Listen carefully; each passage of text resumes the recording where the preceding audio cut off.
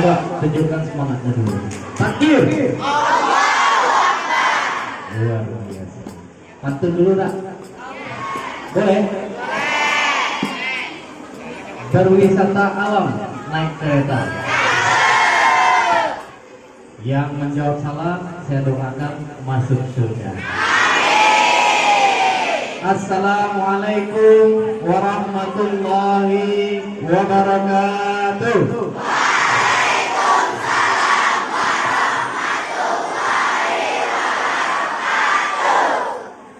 Alhamdulillah, alhamdulillahilladzi arsala rasulahu bil huda wa dinil haq liyudhhirahu 'ala dini kulli wa kafaa billahi shahida. Asyhadu an la ilaha illallahul malikul haqqul mubin wa asyhadu anna Muhammadan abduhu wa rasuluhu shadiqul wa'dul amin. Yang sama-sama kita hormati Ibu Kepala Sekolah SMP Negeri 2 Banyasin 3, yang sama-sama kita hormati Bapak Ibu Wakil Kepala Sekolah SMP Negeri 2 Banyasin 3, yang sama-sama kita hormati Bapak Ibu Majelis Guru serta staf tata usaha, dan yang kami banggakan anak-anak kami yang ganteng, cantik-cantik, yang soleh, yang solehah, yang masih duduk di dalam dengan ceramah ganteng, yang masih duduk tertib di luar ganteng, soleh, cantik, solehah, ya. Iya. Iya Pak, iya. Ganteng-ganteng enggak? Soleh-soleh enggak? Solehah tidak? Coba tunjuk tangan. Siapa yang tidak sholat subuh? Alhamdulillah menggalik.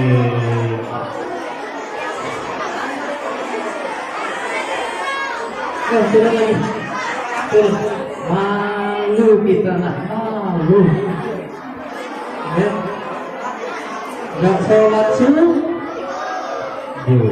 Ngakunya umat Nabi Muhammad, tapi nggak sholat subuh. Umat Nabi Muhammad sholat subuh nggak? Kita umat Nabi Muhammad nggak?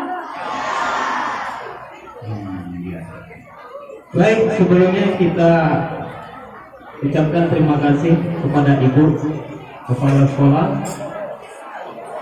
yang telah mensupport kegiatan kita, dan juga Bapak Ibu panitia serta anak-anak yang tergabung di dalam kepanitiaan rohis.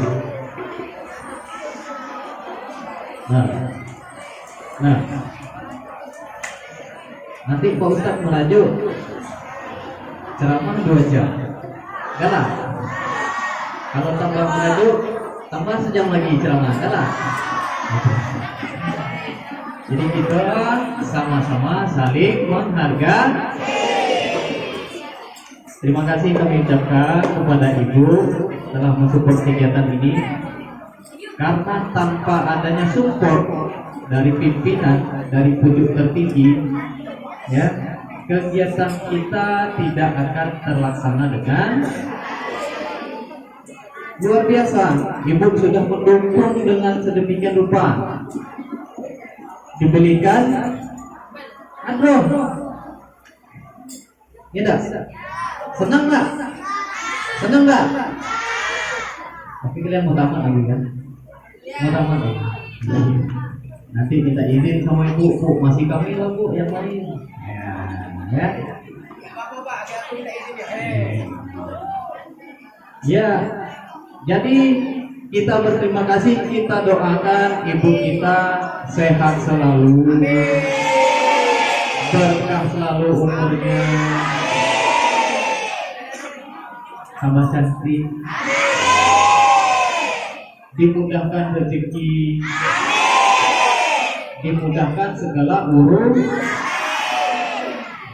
Ya. Sekali lagi kita ucapkan terima kasih kepada Ibu Kepala Sekolah, yakni Ibu Denisa Estalini SPD. Bu, sebenarnya saya ini gelarnya sama dengan Ibu. MSI juga deh. Tapi MSI Pak beda dengan MSI Ibu. Kalau Ibu MSI-nya Magister Sains Ibu. Kalau Pak Ustadz apa MSI-nya? Masih satu istri. Jadi kalau sampai akhir ayat titelnya masih MSI, masih satu istri. Kalah Bu saya sama Pak Doni. Pak Doni SPD sudah punya dua anak Pak. Dua anak Pak Denny juga SPD, mana Pak Denny? Sudah punya Dwi, Ibu Dwi.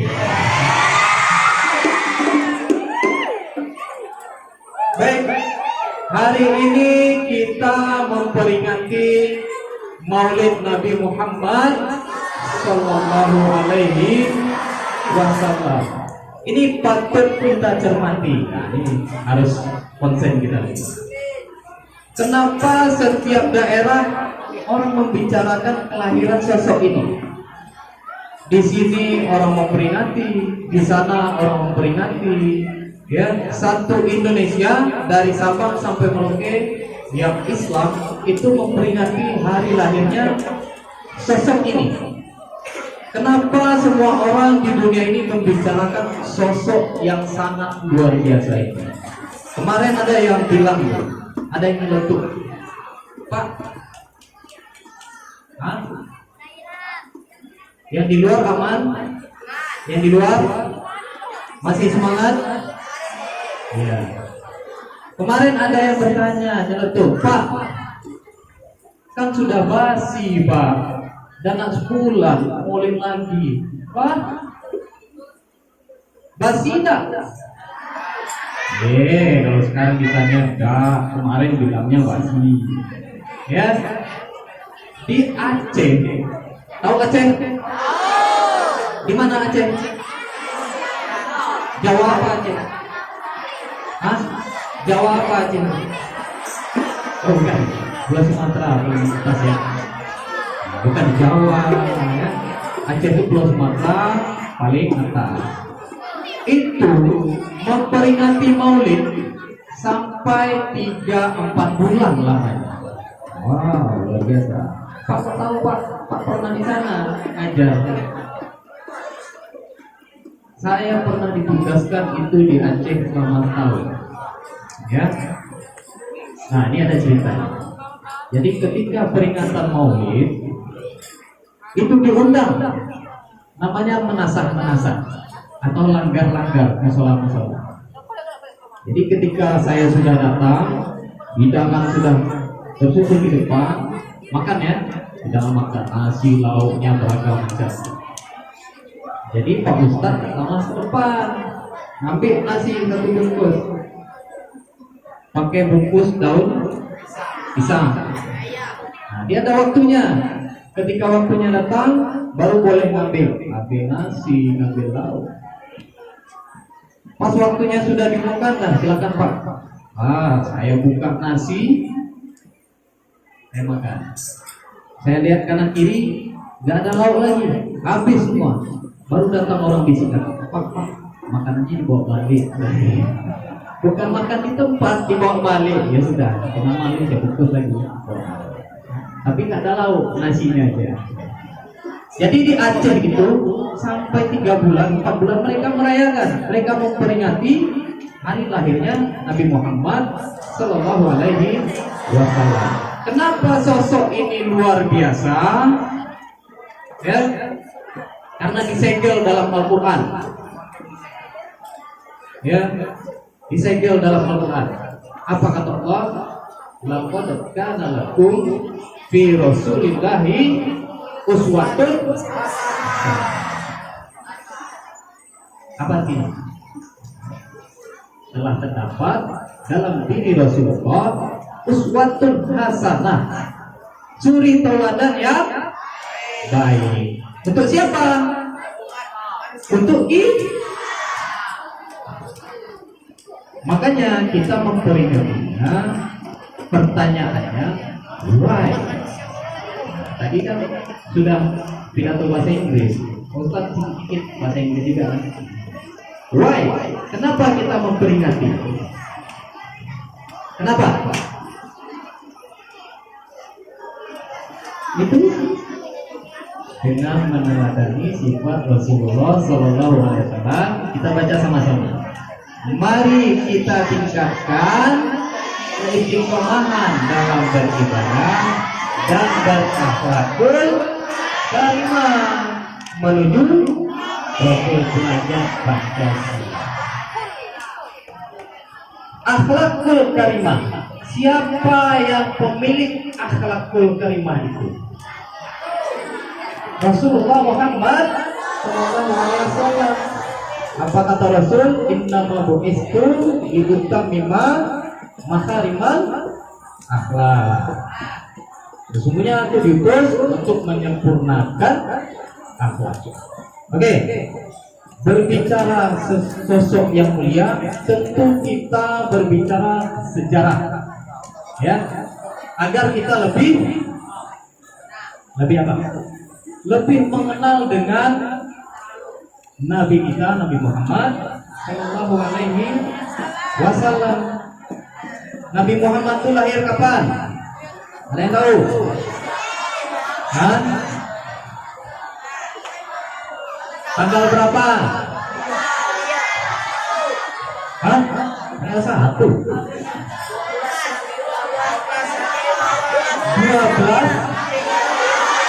12 Rabiul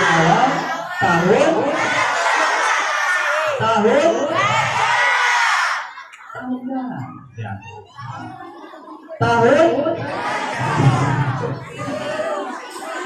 Tahun gajah itu, ya.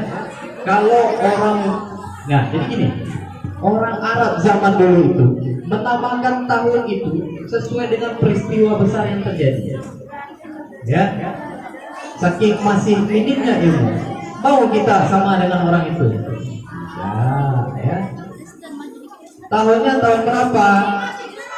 Ya, 571 Masehi.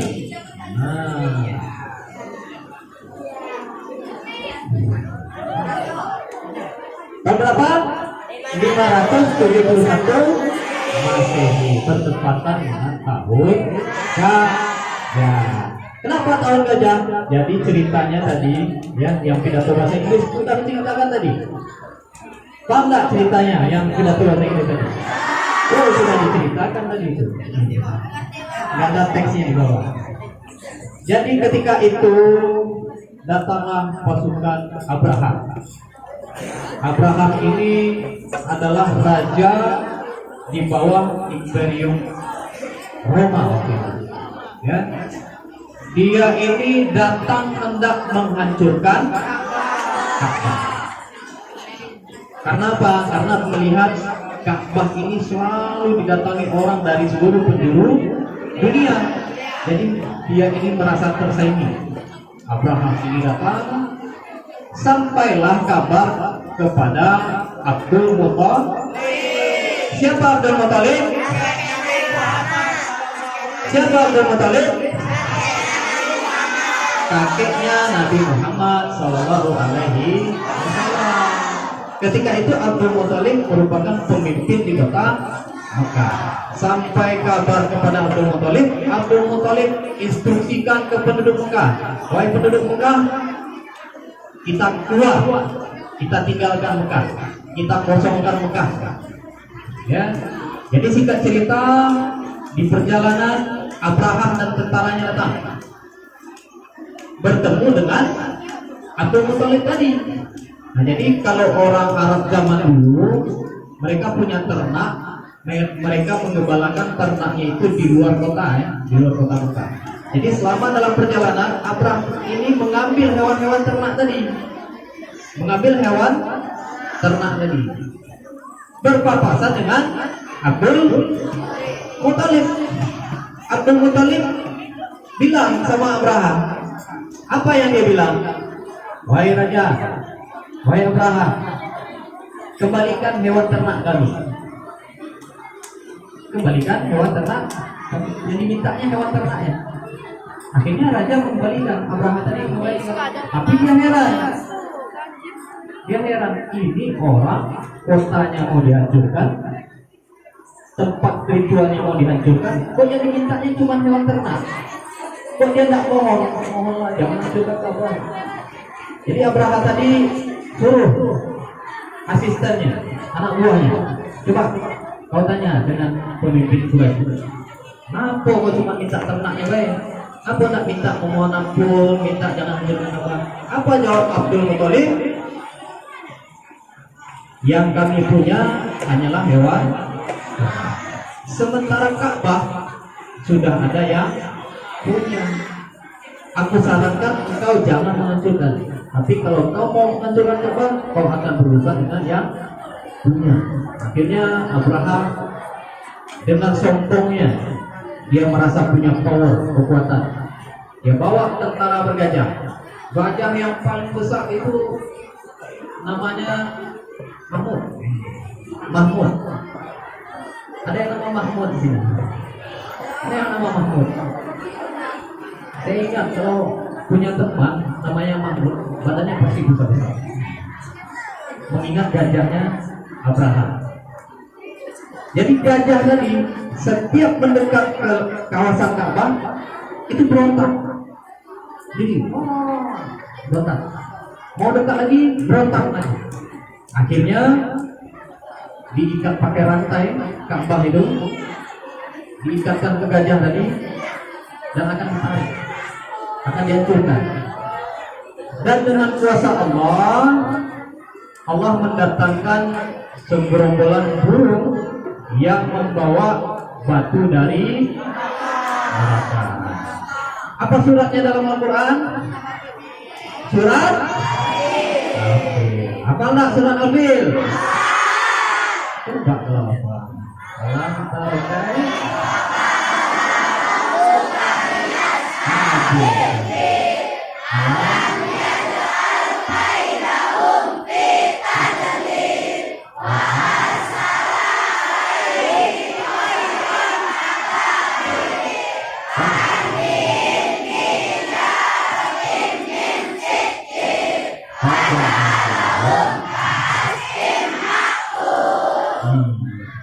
Wa arsala alaihim tayran ababil, dan dia mengirim burung yang burung apa?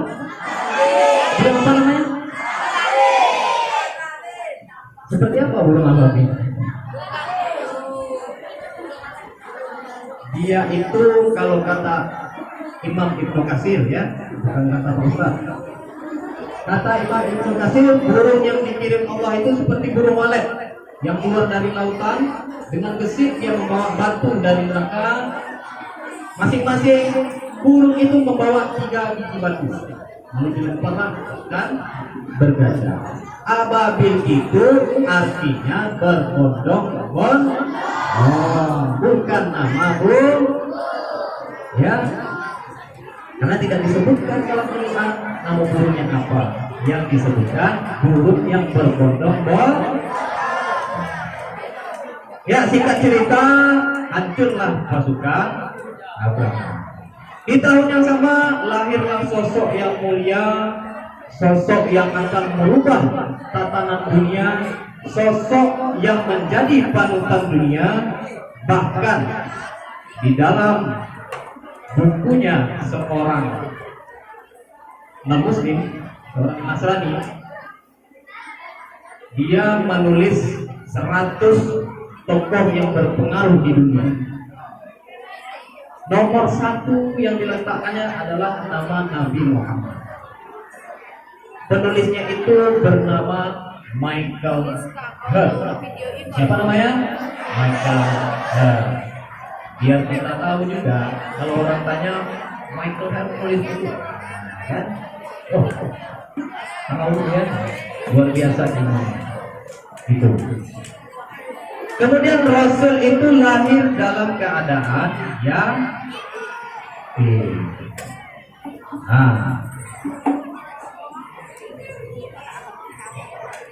Kita takbir dulu. Takbir. Masih semangat? Rasul lahir dalam keadaan ya. Siapa nama ayahnya? Abdul. Meninggal kapan? Ketika Nabi dalam kandungan berumur berapa? Ada yang bilang 2 bulan, ada yang bilang 6 bulan, ada yang bilang 8. Intinya Rasul ketika lahir ke dunia itu sudah dalam keadaan ya. Nah ini jadi perhatian kita. Kalau kita di sini melihat anak yatim pantas itu perannya, sesuai tak dengan Nabi? Sesuai tak dengan Nabi? Kalau anak yatim, wah kerjanya ya Allah, alhamdulillah. Sesuai tak dengan Nabi itu? Nabi juga anak yatim. Tapi Nabi mempunyai akhlak yang baik. Ya.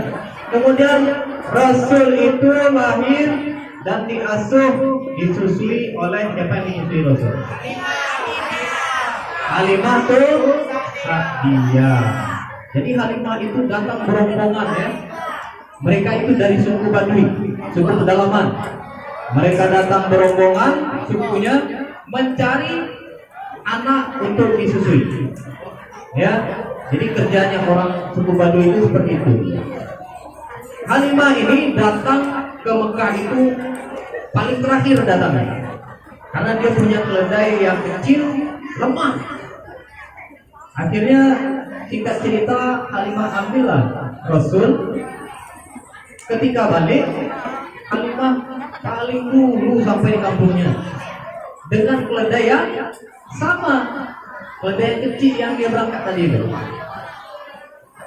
Karena Allah memberi kemudahan bagi orang-orang yang masuk Rasul Muhammad Sallallahu Alaihi Wasallam. Kemudian Rasul itu kembali ke pangkuan ibunya di umur 4 tahun. 2 tahun bersama ibunya, kemudian ibunya wafat. Kemudian diasuh oleh kakeknya yang bernama Abdul. 2 tahun diasuh kakeknya, umur 8 tahun kakeknya wafat juga. Kemudian diasuhlah oleh pamannya yang mendukung dakwahnya selama ini, yaitu Ali bin Abu Thalib. Nah, jadi ada kisah ketika Rasul itu dibawa oleh Abu Thalib ke Syam pergi berdagang. Mereka berhenti di daerah yang bernama Busra. Busra itu di selatan Syria. Kemudian di sana rombongan Abu Thalib ini bertemu dengan pendeta yang bernama pendeta Buhairah. Ya, mereka semua dijamu oleh pendeta tadi, disuruh masuk, dikasih hidangan makan. Karena pendeta tadi melihat ada sesuatu yang aneh mengikuti rombongan ini. Setiap rombongan ini jalan dilindungi oleh awal. Ya, jadi pendeta tadi menjamu mereka. Pendeta tadi tidak melihat Rasul. Lalu mereka bertanya, apakah semuanya sudah hadir dalam zaman ini? Apa kata rombongan tadi? Tidak, kami meninggalkan seorang anak kecil di parkiran, di tempat ontanya diparkir. Lalu pendeta tadi memanggil, suruh masuk. Ya, bukan itu ya. Pendeta tadi suruh masuk anak kecil. Disuruh masuk, dites sama pendeta tadi. Siapa nama kamu? Muhammad. Lalu pendeta tadi bertanya, apa menurutmu Lata dan Uzza? Lata dan Uzza itu berhalanya orang Quraisy zaman dulu. Kemudian Rasul menjawab, saya tidak paham dan saya tidak menyukai apa yang engkau sebutkan tadi.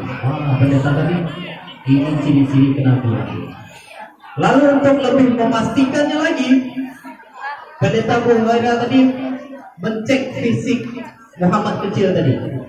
Benar nggak Nabi? Lalu pendeta Abu Hurairah membuka bajunya, kemudian sebelah kanan ini, bahu sebelah kanan ada tanda kenabian. Apa tandanya? Ada seperti daging tubuh, ya, seperti tombol on off itu, daging tubuh sedikit dengan bulu-bulu. Nah, dilihat, oh ada. Ternyata ini memang seorang nabi. Ya, ya usah nengok bahu kamu, ya, tidak ada lagi nabi, ya.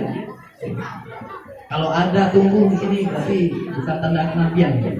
Tanda kurang bersih mati. Singkat cerita, Rasul itu diutus untuk menyempurnakan Kalau kita berbicara sifat yang harus kita teladani dari Rasul, tadi sudah disampaikan oleh temannya, ada 4 sifat utama dari Rasul yang harus kita teladani. Yang pertama, as-sidiq, yaitu orang yang jujur. Kisahnya, ketika Rasulullah itu menjadi orang yang penengah keributan antara kepala-kepala suku itu. Jadi ceritanya ketika Ka'bah itu mau direnovasi, ya, Ka'bah itu mau renovasi karena ada rusak, ada banjir, rusak, dibenerin. Nah, Ka'bah itu dibenerin. Setelah dibenerin, sisalah batu Hajar Aswad. Mana berperang itu? Nah, berperang berebut siapa yang meletaknya. Kepala suku tadi bahkan sudah bersumpah, sumpah pakai darah mentah. Kita masuk dalam ember, tangan masukkan ke ember. Aku bersumpah, kalau kalian yang meletakkan, aku habisi suku kalian. Seperti loh bahasanya.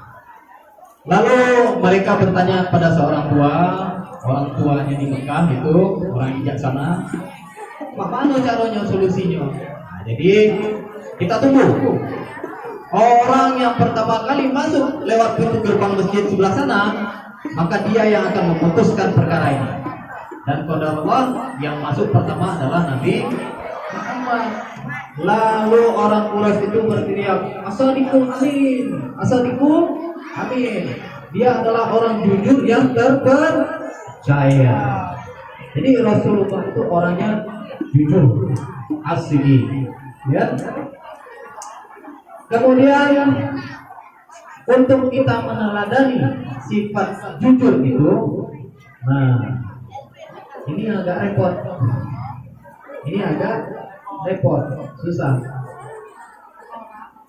Nah, ada PR tak ini malam?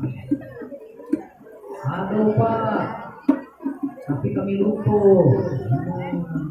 Padahal tak mengerjakan, gara-gara lu.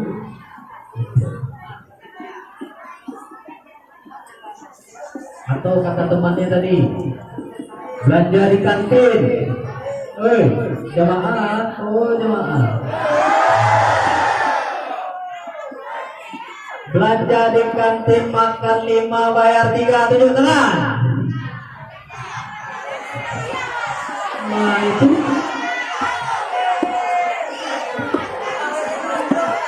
jangan nunggu orang tuh satu duduknya orang, 4 ke kita. Bayar, makan 5, bayar 3.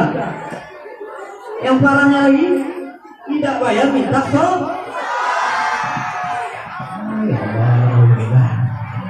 Tapi setelah kita kata ya, nado kan, aduh. Nah, kalau kita kan anaknya tadi ganteng-ganteng, cantik-cantik, soleh dan soleh.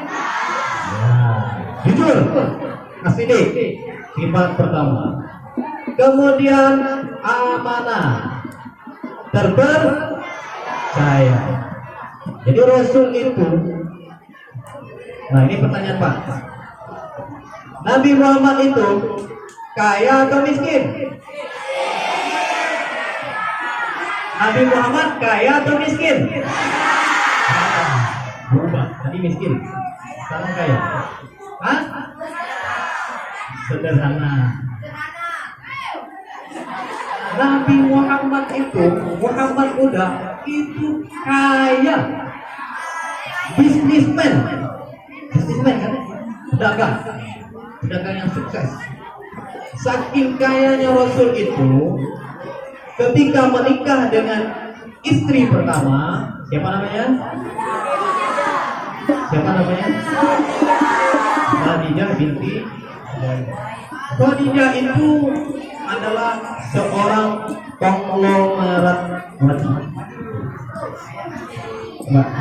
Kalau lama kan konglomerat, kalau yang perempuan konglomerat wanita. Jadi Khadijah itu adalah seorang yang konglomerat, menitipkan hartanya kepada Muhammad udah untuk diperdagangkan di Syam. Ternyata sukses besar, laku besar. Akhirnya Khadijah jatuh hatilah kepada Muhammad Muda. Disampaikan lewat pembantunya yang bernama Maisarah. Ingat ya, Maisarah, lanang. Maisarah ini laki-laki. Sampaikan ke pembantunya. Tanya, Muhammad jomblo tak? Ternyata jomblo. Ya, Nabi Muhammad single. High quality single. Jadi Nabi Muhammad menerima kabar dari Maisarah, lalu beliau SAW berdiskusi dengan paman-pamannya Hamzah dan Abu Thalib. Akhirnya datanglah meminang Khadijah dengan mahar unta berapa ekor? Unta berapa ekor? 20 ekor unta betina. Sapi berapa harganya sekarang? Sapi berapa? Sapi berapa? 20. Unta betina adalah hewan ternak yang paling tinggi harga. Bisa sekitaran 50 sampai 70 juta. Nah, kita ambil tengahnya. Kita ambil 50 juta. Satu ekor 50 juta. Maharnya 20 ekor unta.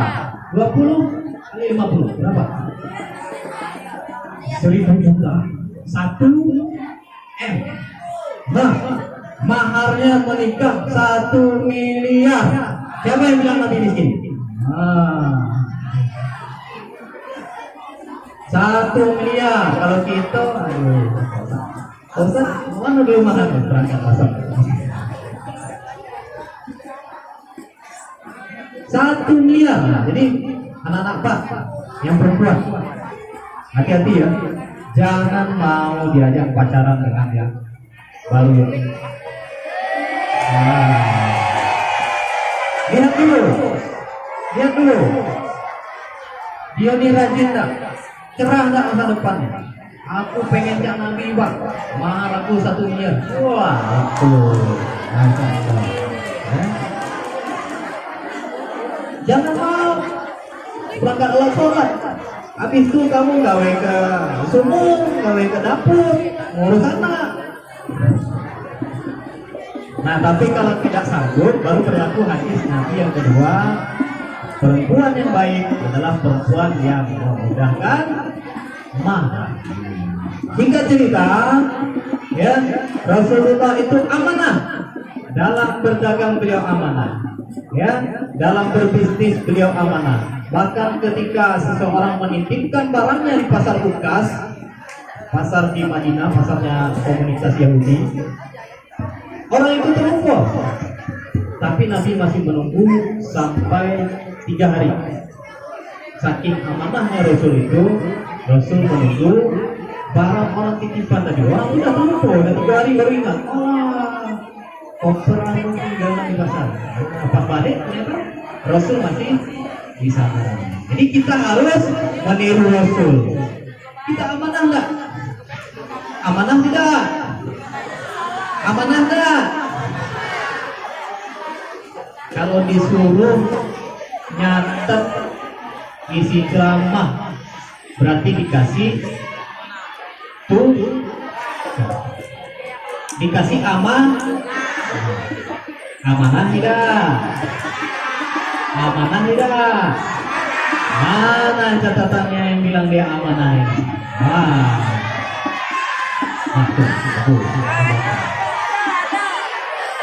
Yang abang-abang yang macam-macam ini harus aman.